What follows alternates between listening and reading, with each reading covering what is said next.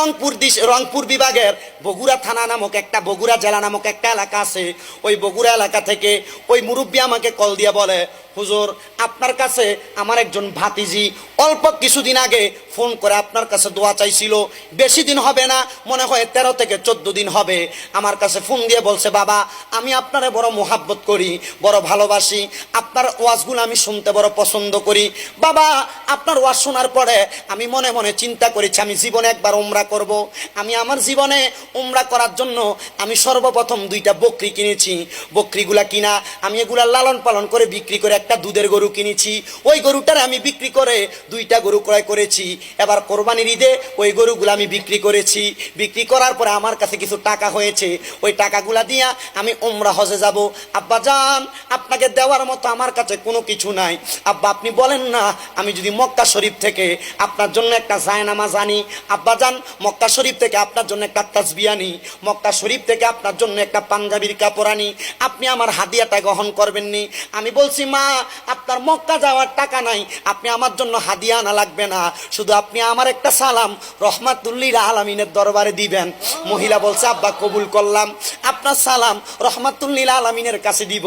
আমি বলছি, মা গো মক্কা শরীফের সামনে যে আমার জন্য একটু দোয়া করবেন। উনি বলছে আপনার জন্য দোয়া করব।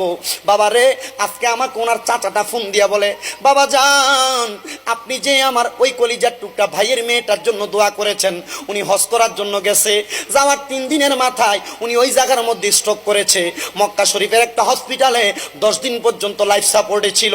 ও আব্বা আজকে আমার ওই ভাতিজিটা ইন্তেকাল করেছে, হজটা পরিপূর্ণ করতে পারে নাই, আপনি আমার ভাতিজিটার জন্য খাস করে দোয়া করবেন।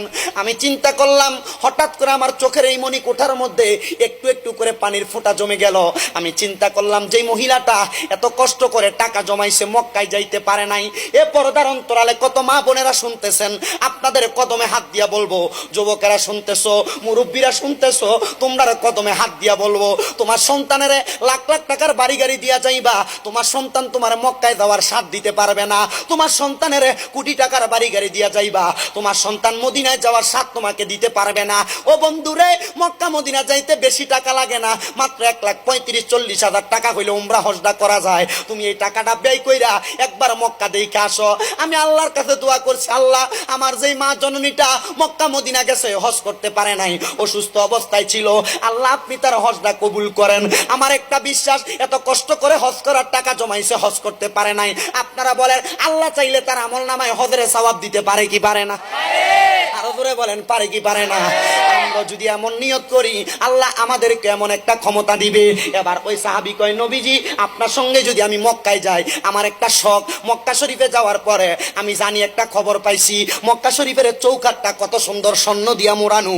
ইয়া রাসূলুল্লাহ আমার বড় আশা ওই মক্কার চৌকাঠে আমি একবার চুমা দিব। কোথায় চুমা দিবে? কি কথা বলে না? কোথায়? আপনাদের শখ নাই মক্কার চৌকাঠে চুমা দেওয়া? হাজরে আসওয়াদ কালো পাথরে চুমা দেওয়ার? যেখানে চুমা দিলে জীবনের গুনাহ মাফ। তবে যদি এলাকা থেকে যদি সুদের টাকা খাইয়ে হজে যায়, মাফ হইব গুনাহ? মানুষের টাকা মারি দিয়ে যদি হজে যায়, মাফ হইব? যদি গোশের টাকা খাই যদি হজে যায়, মাফ হইব? এ সময় আবার কবরে গেলে বাসর বাড়ি 2টা বাড়াই দিব, কাঁচা বাসর গোড়া দিয়ে ফিরবো। কথা বলে না কেন? ঠিক না ভাই? ঠিক। মানুষকে ওজনে কম দিয়ে যদি হজে যায়, কাম হইব? কথা বলেন এগুলা, কথা বলেন কাম হবে? আল্লাহ আমাদেরকে বোঝার তৌফিক দান করুন। আস্তে আমিন বলে এগুলো, আরো জোরে বলেন আমিন। আল্লাহুম্মা সাল্লি আলা সাইয়্যিদিনা মুহাম্মাদ নাবিয়ানা সাবিয়ানা মাওলানা মুহাম্মাদ। আল্লাহুম্মা সাল্লি মাদনা বিয়ানা।